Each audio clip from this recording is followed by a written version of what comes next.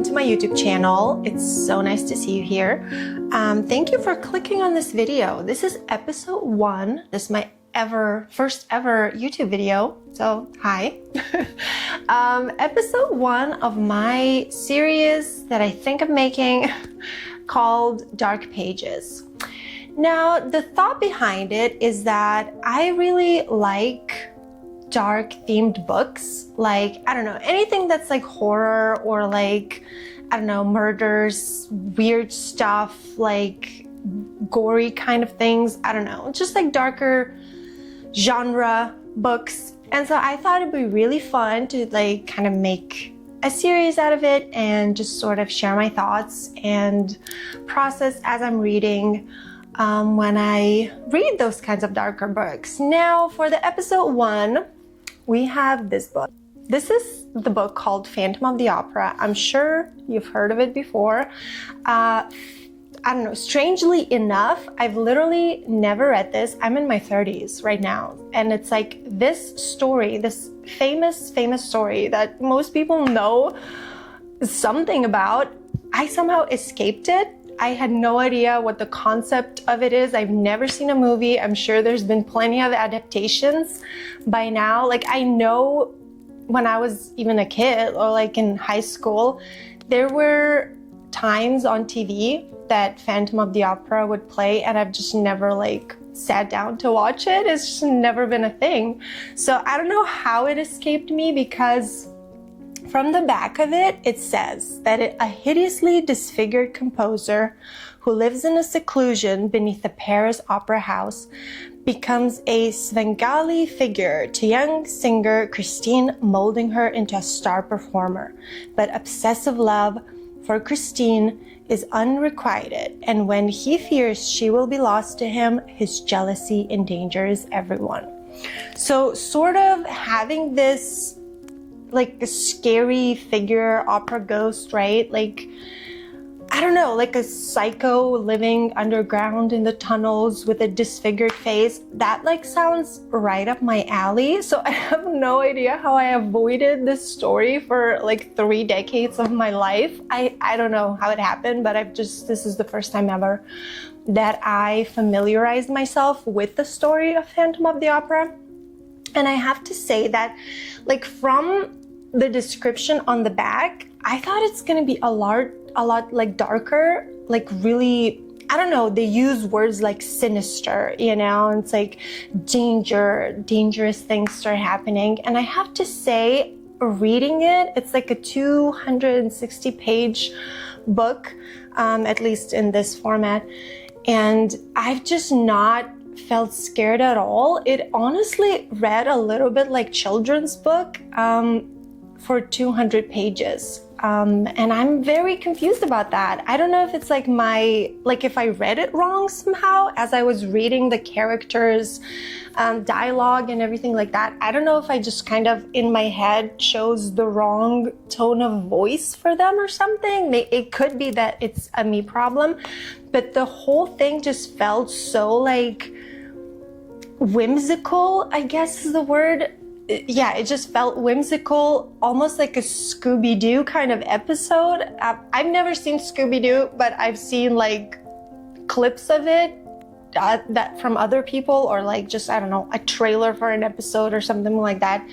But it just feels so cartoonish. Like, people don't take the ghost seriously. He kills people, but like people don't react in a horrified way. They just kind of, I don't even know. It's just there is no reaction, you know. It's extremely theatrical. And I'm not talking about the plot at all here, and maybe I should address that. But I should say that reading all the events in the book, they all, like all the reactions and everything like that, felt really theatrical. And so it just did not hit home for me personally, because that's just not my taste. I actually avoid anything theatrical. I don't like theater. I don't go to theater. I love ballet, for example, but I don't like theater performances. I'm not interested in like going to a Broadway show or anything like that. It's just not my taste. That's all. There's nothing wrong with it. Obviously, it's just I don't gravitate towards it at all. So this book, I will say in my finished opinion, is that I think this reads like a theater performance, and I think that's why I did not connect to it.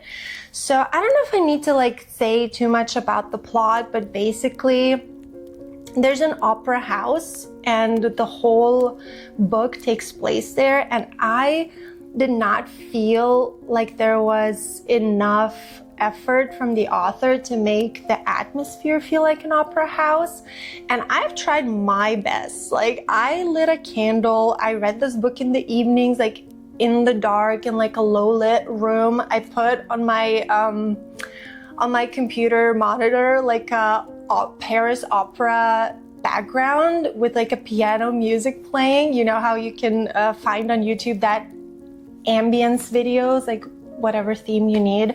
So I put that on the background as I was reading it. So I really put so much effort into like trying to create this atmosphere of like a haunted, spooky opera house. But I don't think the book did much of it at all. Like, it never felt like I'm in the opera house when I was reading it, because I don't think the author spent a lot of time like describing the feeling of what it feels like to be inside like this magnificent opera mansion. So I think that was kind of a negative thing about the book, and I was really looking forward to that, because even though I don't go to operas, I would love to go to a ballet in the Paris Opera House. Like, I mean, I think that would be like a 10 out of 10 magical experience of my life. So I don't know.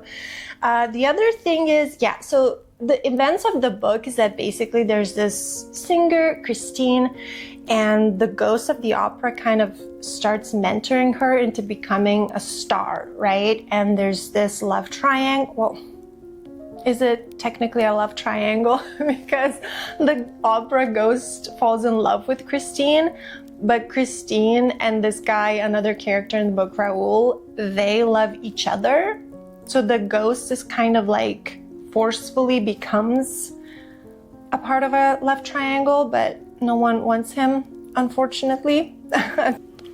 So I don't really want to say too much about the plot, because I think if you read the book, then you know it. If you didn't read it, I don't want to spoil it. But for me, just the energy of the book, the way the characters talk, I think specifically Christine was my least favorite character, because all her dialogue is a lot like a theater performance, in a sense that like I never felt like she's scared. I felt like she's pretending to be scared, if that makes sense. Like, if you're reading her passages and she's like walking the stairs thinking like maybe the ghost is kind of following her, and that would be really scary. In real life, if you thought there's like a dark shadow constantly watching you, that's the scariest thing ever. I watch horror movies, that's my favorite genre, and I love the atmosphere of what a movie creates, and I do look for that in a book when I read, just kind of feeling that suspense. And I just never got that suspenseful feeling when reading Christine's passages. I just don't think she was written very well, to be honest, because it's always seemed like she's like acting scared. I don't know how to say it, but it's just like, I don't know. It's like if you're surprised, you in real life, you'd be like, oh, Jesus, you scared me. You know what I mean? But Christine doesn't do that. Christine goes, oh, you scared me. You know what I mean? Like, that's how she reads to me. And again, maybe that's a me problem. Maybe I just read her specific dialogue wrong, but that's how it presented to me in the book. And the portion that I actually did like of the book were like the last 3 or 4 chapters, where we get all the book events are presented through this character named the Persian.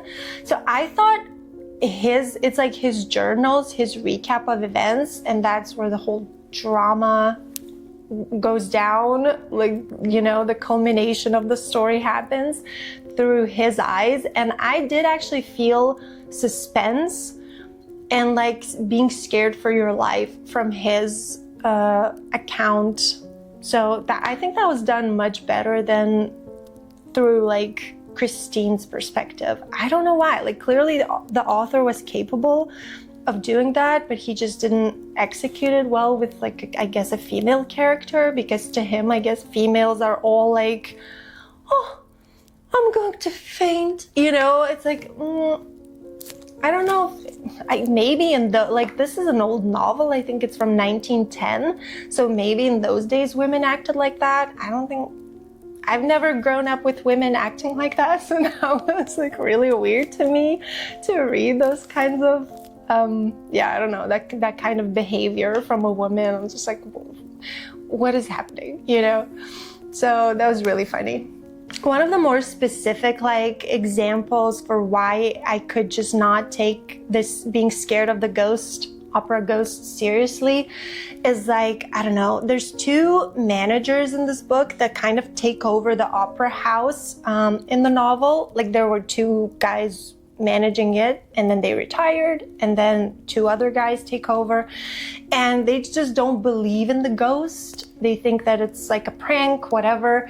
And so this whole, like, again, whimsical action takes place, chapters upon chapters of them like trying to catch whoever's like trying to trick them into believing that the ghost is real. And it's so Scooby-Doo. You cannot convince me that it's not. Like, they have to pay commission to the opera ghost, like whatever, 20,000 francs, I think, or 2,000 francs. I don't remember.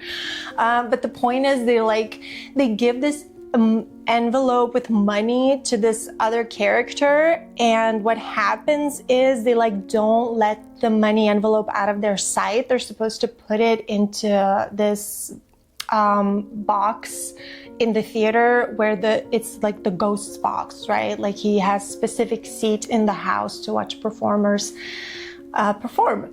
And so they basically put it there, and they hide in the theater, and they look at the envelope the whole time, trying to see who's gonna come and like claim that envelope, trying to catch the ghost basically, or whoever's pretending to be the ghost.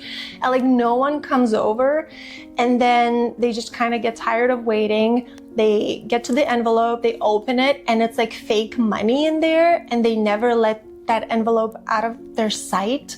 And I don't want to misquote it, so that's why I had to look for the exact page. But basically, when they opened the envelopes, the 20 real notes were gone and had been replaced by 20 notes of, in the quotes, Bank of Saint Farce. What? Like, I assume that's like on real money, maybe it would say Bank of France or something, because the book is set in France, so it's obviously French money. But Bank of Saint Farce. So it's like the ghost is making goofy jokes like that. What's going on? And it is like they explain how that envelope kind of got swapped with the real envelope. But as in real time, as I was reading this chapter, I was like, so the ghost is like a Houdini and makes like almost like fart jokes. It's just, I could not take this man seriously. And again, from the back of the description of the book, he's supposed to be a menace, okay? Like he gets jealous and destructive, and it's just like, he kills people. Like he actually murders people in the novel. So again, if this happened in real life, you'd be so scared of this unhinged, basically psychopath. But as you're reading the book, he swapped real money with fake money and said the Bank of Saint Farce. It's like, how can you be scared of this person? How can you? And the book is full of this. And like I said, it just seems like only in the last like portion of the book, maybe the last 5 chapters or so, where we get the perspective of the Persian, is where the novel actually starts feeling like this opera ghost is an unhinged psychopath, because he's ready to do something so extreme to get this girl, Christine, to love him back. And so, yeah, I don't know. I just was completely unimpressed with this novel. It was so not up my alley that it's hard to even rate it. I don't think I'm gonna rate it. I think I just have to make the conclusion that it simply was not for me. I just wasn't the audience for this.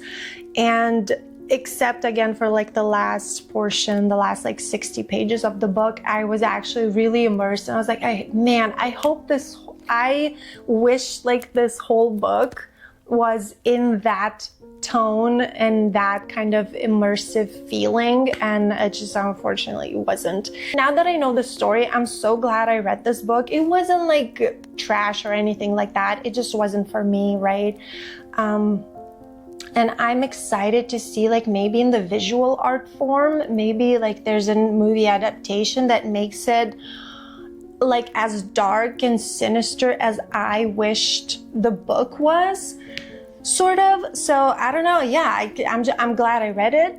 I love that I know the story of Phantom of the Opera. I think that there must be someone out there who made a movie that I can watch and feel as immersed as I wanted to feel while reading the book, that maybe shows more visuals of the opera house and has a really dark theme behind it, right? And I really wished we got more from just the character itself.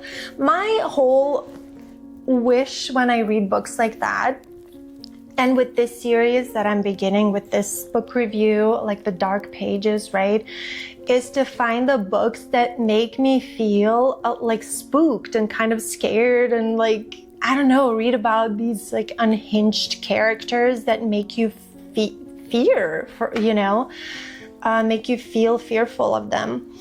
So this did not do that for me. That's fine. But like I said, the hope is that to find those books. Basically, I think I'm gonna wrap this video up by just, saying that this just wasn't for me, was not dark and unhinged enough for me. And I hope the next books that I choose for this series will do what I hope they will do. So if you have book recommendations like that, anything that you think I would like, I welcome that in the comments. I do have a few, my next read I think is probably gonna be Misery by Stephen King, because I've seen the movie, I've never read the book, and the movie is amazing. That's that is exactly what I want to read in a book, of the dark themed psycho characters that make you scared to leave the house. So yeah, I'm very excited for that one. Please tune in for the next episode of Dark Pages, where I will be hopefully reading Misery. And yeah, I hope you have a lovely rest of your day. Thank you so much for watching. Bye.